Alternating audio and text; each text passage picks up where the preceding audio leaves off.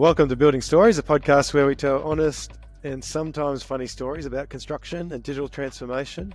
I'm well and truly outnumbered today by New Zealanders. So we've got Ricky from Deep Space team and Jonathan and Benny from the Preformance team. Do you want to just give yourself a quick intro, Jonathan, and go from there? Thanks, Luke.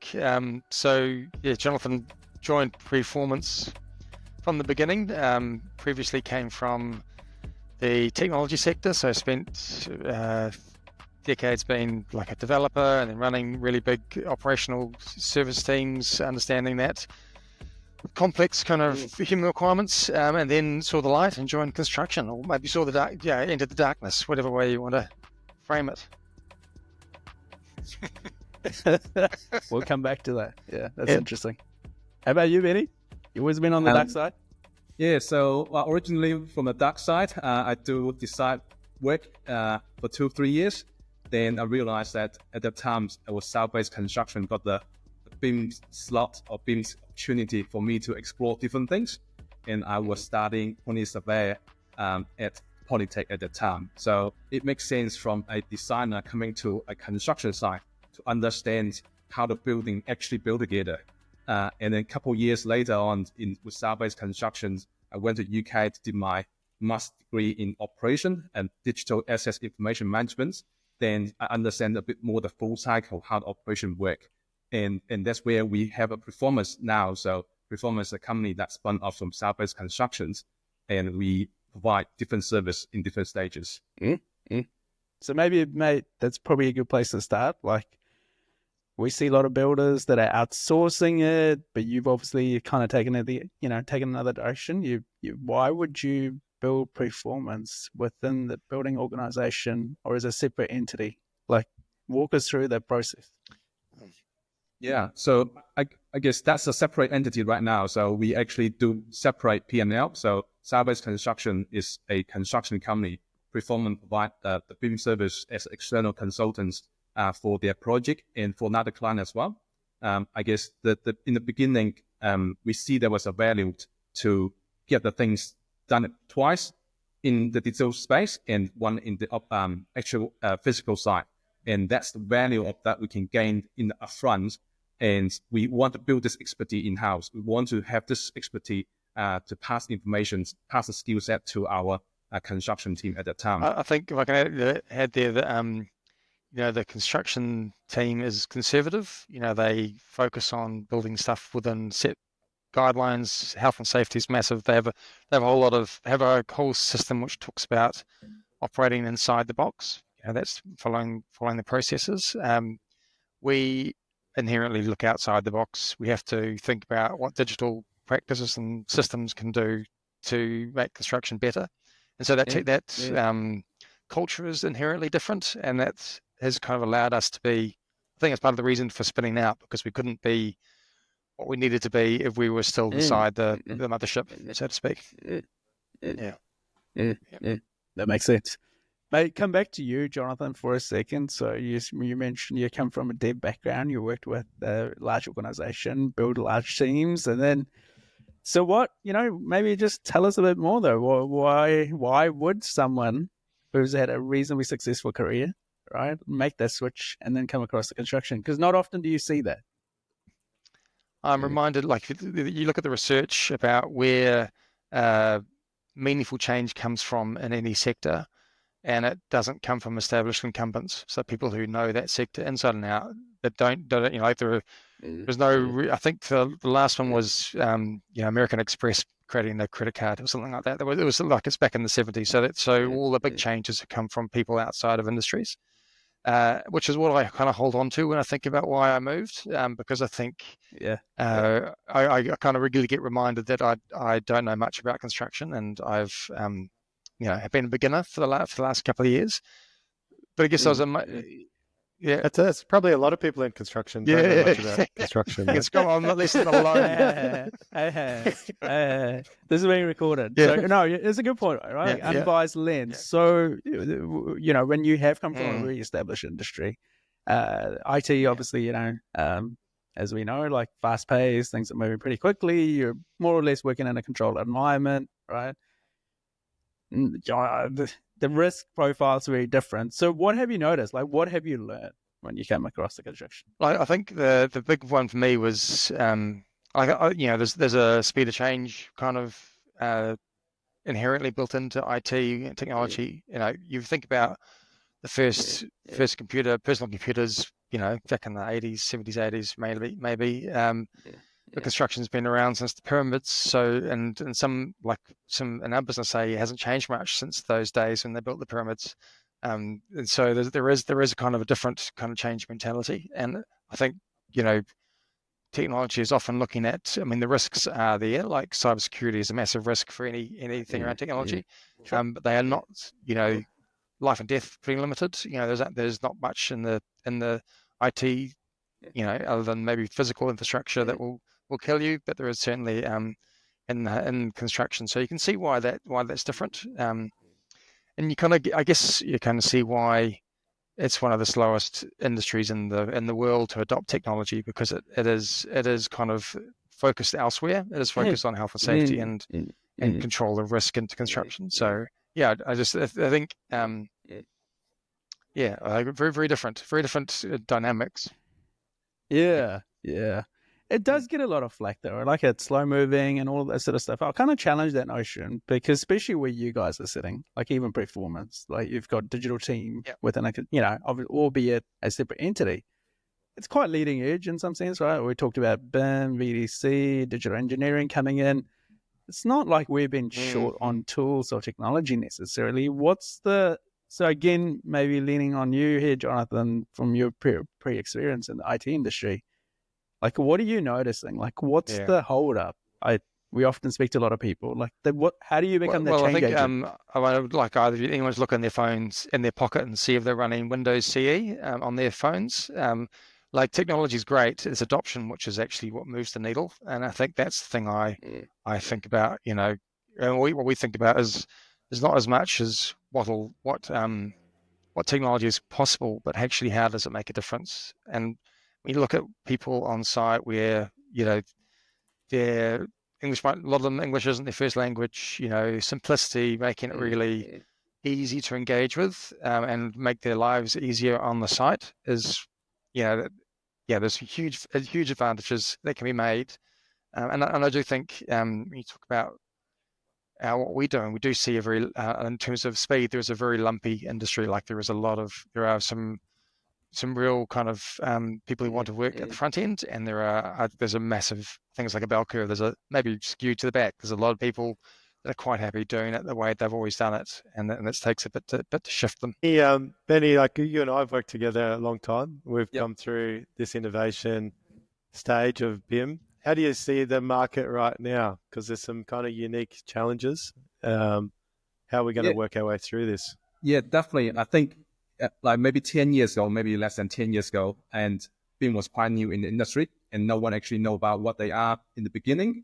And we see in the New Zealand market particularly, the design team is quite advanced in terms of using BIM, and contractor haven't really get into that space. But a few years later, we also see the catch up from the contractor side that they also build an in-house BIM team, or they have someone that can work for them as external BIM consultants to improve that what we call the digital capacity or capability in-house.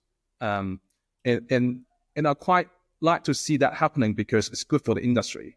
And what we see nowadays a bit more is that, especially after COVID, is that we see the teams actually focus on a bit more back to the principal stuff, back to the basic stuff, which is the programming, the cost, how you can control it. And technology actually one of the tools or one of the process to enable them and make it easier for the people who actually managing the project on site. So as John mentions, like technology is enabler, but actually we see people using more and more basic stuff. We go back to the principle of constructions, which is controlling the program better, controlling the cost better, and make the quality better using some efficiency tools like AR technologies or robotic on site. So we see those change happening, and also see more and more robotic coming to the construction project. And that's something that we see is different to 10 years ago. That's really true. I guess the thing about BIM is it kind of, unfortunately, landed in a bit of a technical silo, and the program and cost thing was always there, right? And I guess you're now kind of trying to tie that together, maybe the digital side with the how you have to run a project as a project manager, right? Correct. And we see nowadays got more and more tools available to link the 3D model with the site management tools, and then make it easier for them to visualize what's need to be built, what's need to be done from a digital versions point of view. Like we got a really good comprehensive design model. We got really good methodology, but sometimes they don't link together. And when you go on the construction site, people still print out 2D drawings in there. So that must be a way that we can change the way that people build things. And that's where the innovation come on board. And that's where we're hoping to become a enabler to make that happen. I guess just coming back to what Jonathan said, I'm just going to keep going back to Jonathan because he's got that unbiased view or lens on the industry. So I think a lot of this innovation, Benny, it's great. I started off my career 20 years ago now, 20 plus years ago, Schneider. We spoke about smart cities. That was at the cusp of, a lot of innovation even back then. BIM was coming up. But my local surf club, that's going through renovation, it's still going to take equal amount of time. In fact, probably longer. It's going to cost more. So just from an average Joe blog, because we have listeners of all different, background. Where does innovation meet the road? Like, what are the challenges when it comes to tech adoption? Because you look at any other industry, medical industry, IT industry, like the leaps and the bounds have been amazing, right? I don't expect our developers, even within our organization, to take equal amount of time as they did 2 years ago. Whereas for construction, it's okay. It's almost like, well, that's how much it's going to cost. Supply chain's gone up. It's crazy. So I guess it's a bit of a loaded question, but we can talk about innovation, but what's the holdup? Like, why aren't we doing this? Or what's happening? What are you seeing that we not? It's just you're looking at your shoes. This is a hobby horse of mine around productivity in construction, and I think I think some of the incentives of the industry are poorly aligned, and I think that drives the wrong behaviour when we talk about building something, improving how it's designed and improving, the cost certainty and lowering the risk. You have to be able to drive productivity improvement. And if you look at like New Zealand's productivity, and Australia is the same. It's flat or negative for construction, and that means that cost goes up, keeps going up relative to everything else. So you have to figure out how to do things more certain cost, or less cost, and that's where we see the well-designed, accurate design models into construction. Part of our service, the Construction Ready Design, is making sure that you're not starting anything in the physical world until you know exactly what you're going to build in the digital world. And if you can do that, there are plenty of examples of us proving that doesn't equal risk. So, and that's kind of one of those time and cost savers. Well, I do think that, like, I presented the other day in like a large office building in Auckland. And I was saying, I used the call it like the Empire State example, that well-known example, 250,000 square meters in 13 months. That's how long it took to build it. And and this building was, 15,000 square meters, and it took them 3 years to build. I was like, 100 years later. So we got a long way to go in terms of, some of the health and safety practices of Empire State Building were a little bit sketchy, to be sure, but not 3 years, not 3 times the time. If you think about a lot of the things we're talking about, innovation, tech, BIM, basically, I think one of the issues, and tell me if I'm wrong, is that we often make the mistake of not connecting it to a real project, a real workflow, something that really helped. What have you found in talking to your clients, customers? Do you have to tell some of those real stories and maybe give us an example? Do you ever go there, Benny? Because I've been talking constantly. So when you say tell the story, what do you mean? Like tell the story of not making it work, or? Yeah, like why would you use BIM, or why would we try this new thing? Do you have to then? You're selling the idea, but you also usually have to talk about how it actually worked in the past. Sure. So I think it depends on how tech savvy those client they are, maturity, like digital maturity they are. Some of them, they experience like they're using the BIM process doing really well. They'll come back to doing that because they know it can potentially save their long-term risk, even though you're going to spend a bit more upfront. Sometimes I'll make an example to tell clients that it's buying insurance.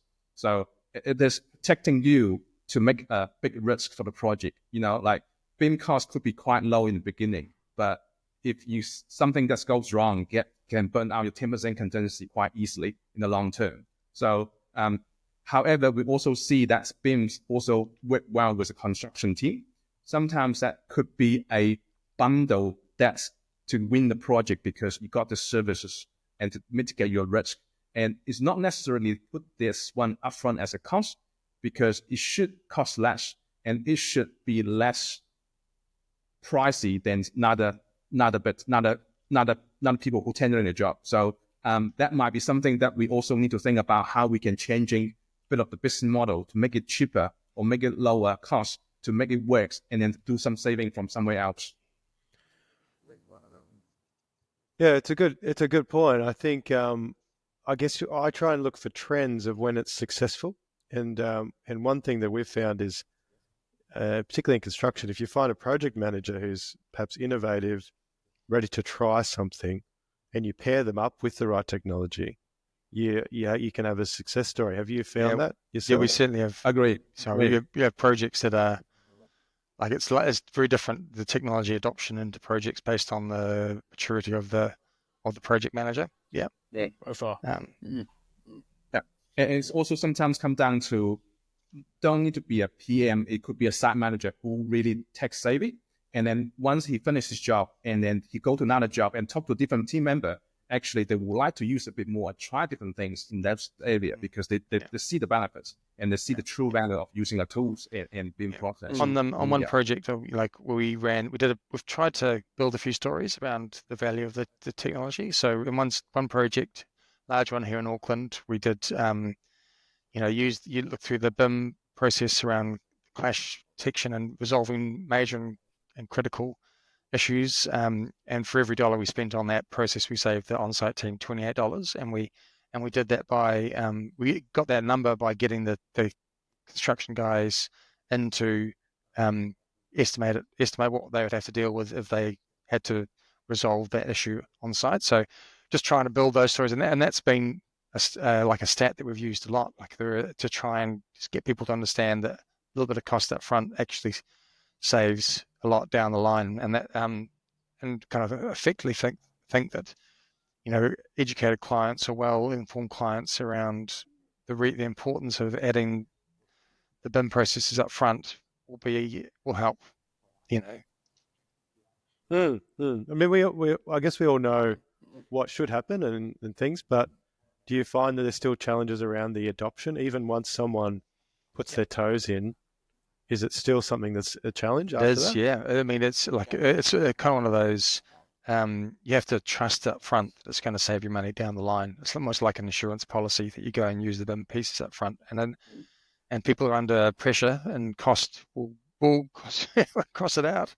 And, I think there is still that understanding in the market around why you should include it. It's also because the duration is so long, you don't know what's going to happen in the next 2-3 years. So some people would rather take a risk to say, okay, we might be okay, and then that should be okay. Those attitude, and that could be a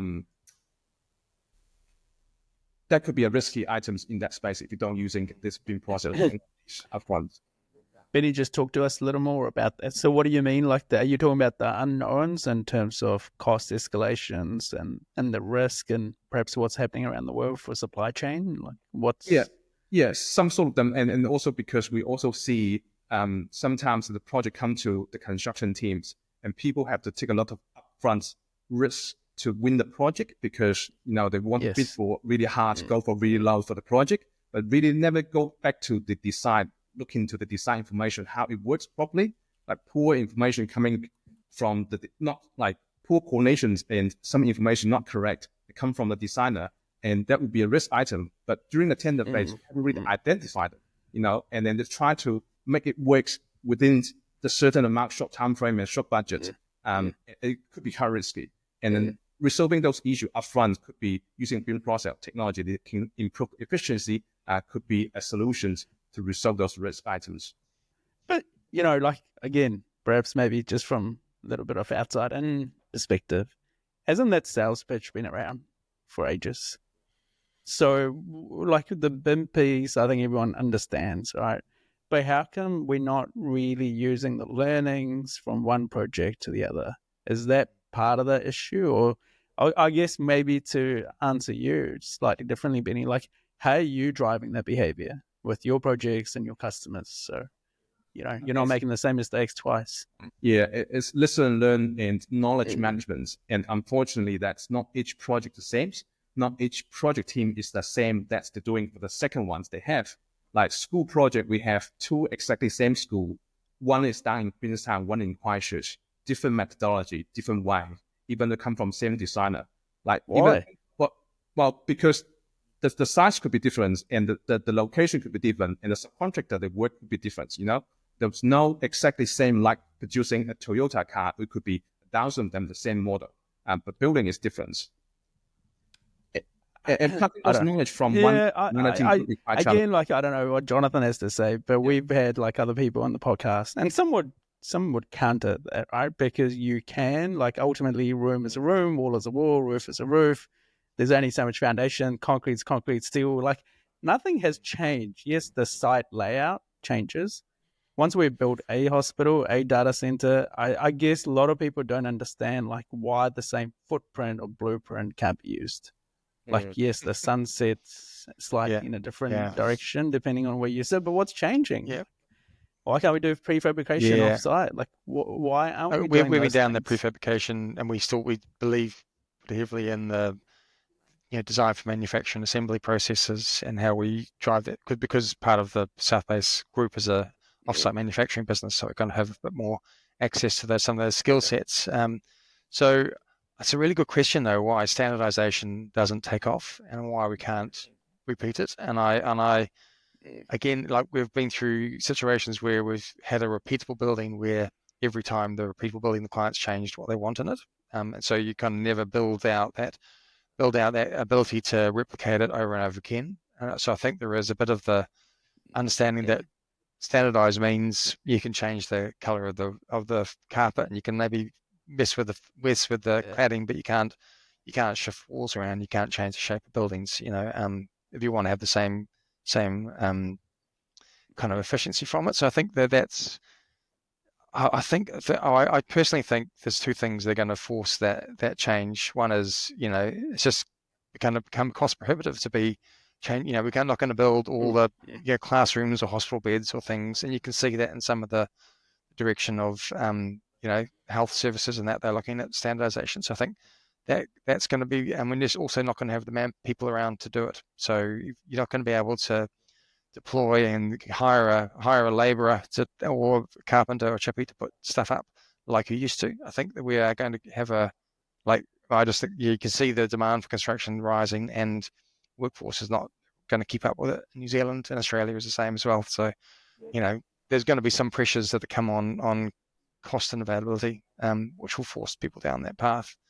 I do think what Benny talked about was really interesting in that project kind of knowledge it is very cyclical. Like, the knowledge, people know how everything goes together, and then they finish the project, close it off, and then that knowledge is all just kind of like water through sand, isn't it? Like, it's not shared through the business like it is held out. And so I think the conversation around construction data is really, really critical. Like, if we want to change the nature of the sector, you need to place some value in the data that comes from the beginning through to the end and hold on to it in some fashion. Like, at the moment, I think the stat is like 90. I think it was something you shared, Ricky. 95% of it is lost. Gone at the end. And I think it's just that's what I think the attitudes towards construction data is what's got to change to make it possible to do things faster and quicker and cheaper. Yeah. Just going back to that BIM as a line item that gets crossed off or is starting to get crossed off. I have heard it likened to the printing industry, which for a time period, printing presses were really complicated and tricky, and you'd have an expert who'd set it up for you, and this guy was just a wizard and guru. And then over time, it just became a machine. You could just buy it. Anyone could put it. Then you got a photocopier in your office. Do you think that's how it's going with BIM? Like, is it the expertise has to shift now? Yeah. I think that's come, and with that, the AI and the current technology is not far away, because basically you run clash section, identify them to resolve them. What I'm hoping to see in the future is that when the designer doing design or computer doing design, they can do clash avoidance rather than clash detections. And then you resolve those issues in the beginning. So you don't really need the BIM manager to run coordinations and BIM meeting and the like for others. Yeah, I do see that coming.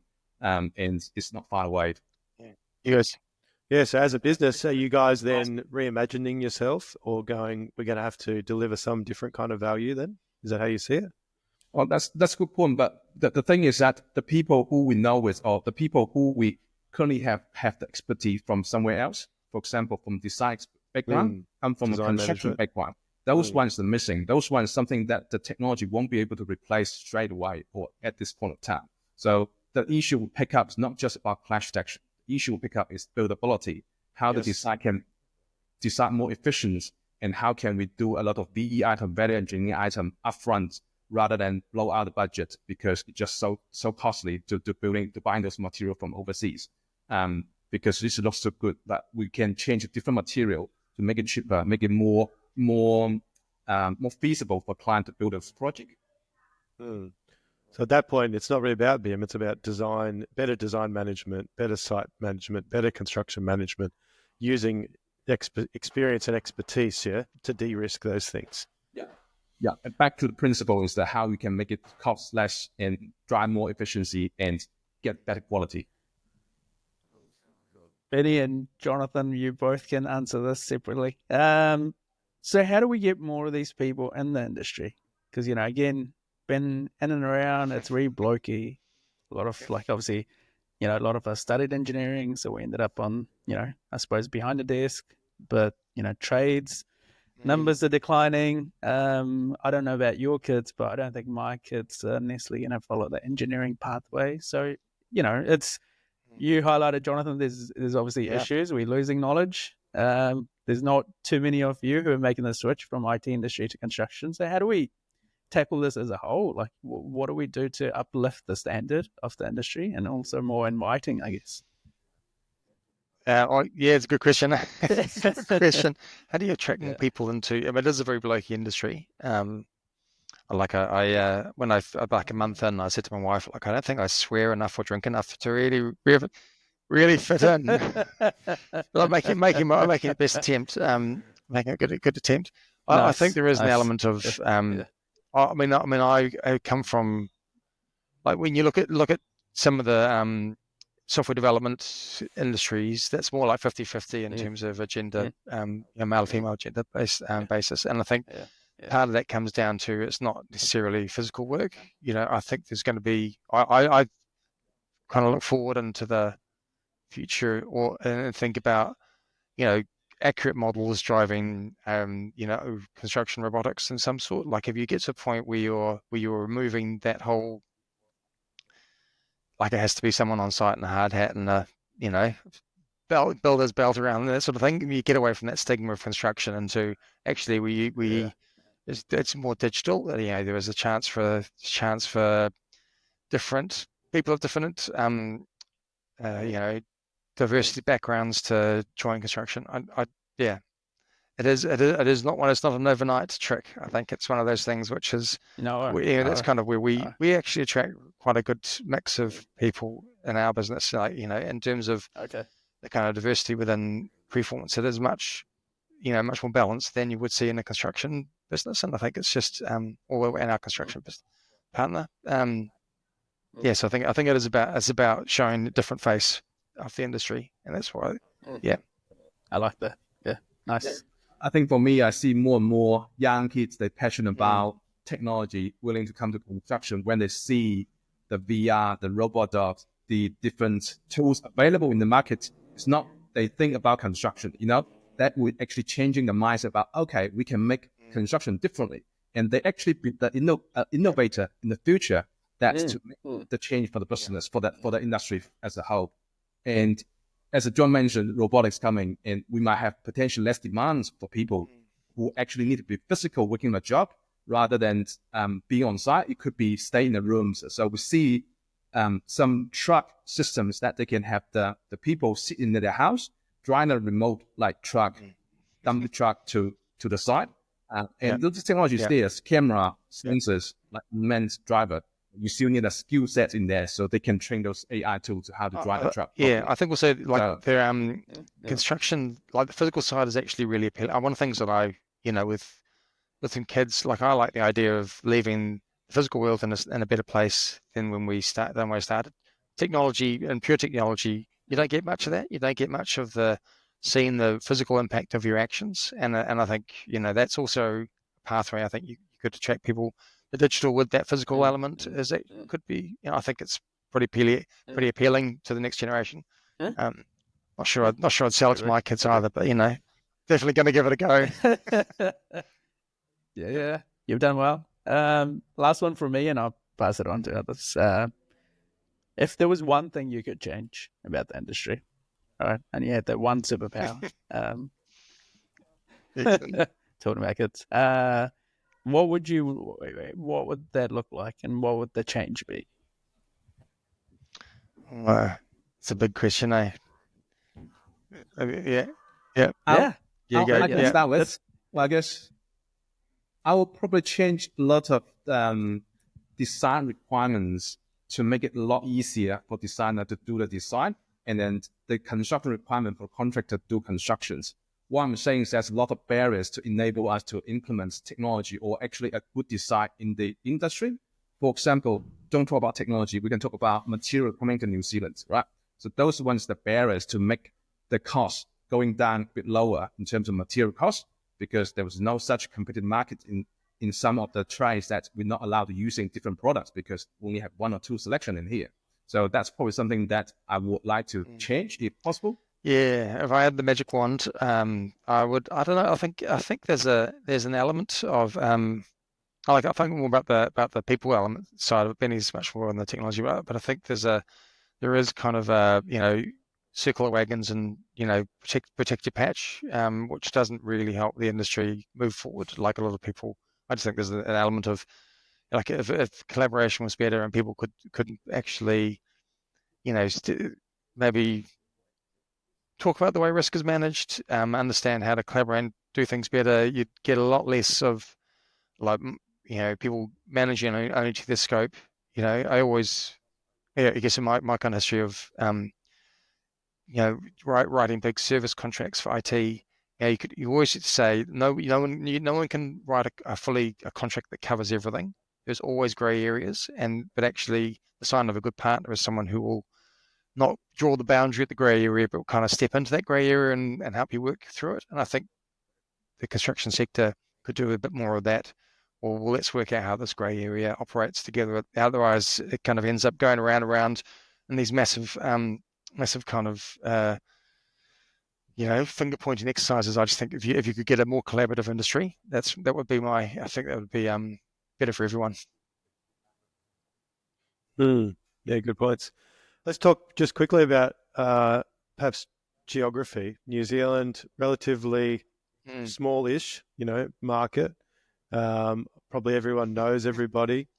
Do you want to talk about the kind of idea of how you must establish trust, in order to kind of work in an environment like that, and what it means maybe trying to go into other countries as well for your business? Yeah. I think building trust is really important, especially in the beginning. Like we only 11 months old. We're not even a years old. So I think that's really important to establish the reputation and the trust between our business partner, our suppliers, and our clients. Once you have those reputation and the case study, how you do things and how it's a good track of data. So you have those good track record, and you can actually go to different markets. As you mentioned, Lucas, that might go to different countries and to sell the same products, or go to different regions to sell those services. Yeah, it's interesting, isn't it? That's credibility is the kind of the first thing we've been working on to build out that credibility in the market, and I think that's a big cornerstone of trust. Like, people have to know who you are before they'll trust you. And I guess that's, focused on the New Zealand market mainly to build that trust at this stage. We kind of see, we had an interesting conversation today, which where someone from a North American company was just giving us some perspective on whether or not our practices and what we're doing, how that compares to the North American market, and it's very comparable. Well, it sounded like there was nothing they could point out in terms of what we were doing that was behind where some of the front runners of the market are. So I think getting that message out and taking that to Australia is certainly a big part of our future in terms of ability to bring the best of technology together for the and then the way it applies to construction outcomes. So yeah, trust. I mean, I'm a big believer in the trust equation. Credibility, reliability, and intimacy. With less selfishness. So that's kind of how we try and operate over time, is build up our credibility, Nice, reliability, and yeah. Nice. Obviously, Jonathan and Benny, both of you are quite, tech savvy and are always sort of pushing the boundary in that direction. So maybe tell us a little bit, just, not to kind of make it more of a sales pitch or anything, but why have you chosen to partner with the likes of DSpace and some of the others that exist in the tech space? Like, what's the line of thinking there? Like, we've talked about technology on the surface level, but maybe a little more granular would be awesome. I think for me is we see the value of using different tools to improve the efficiency rather than have more team member to doing the same job for different projects. And also we see there was a need in the markets that we need to improve our efficiency to how to do things quicker and cheaper. So it's come from both ends. It come from demand, and we also have the requirements in this our own company that want to do things differently, and how we can become a not a people service, become a more service offer service using software as a services rather than making people as a services. Yeah, I think Nice. that's one of the things we talk about is and I think it goes back to why isn't the technology adopted so much, is that it's quite specialized. Like, you have to be quite technically savvy to use the BIM processes, and it also doesn't scale down well. It doesn't. We can talk about $20-30 million project and above, where you'd see the BIM processes work.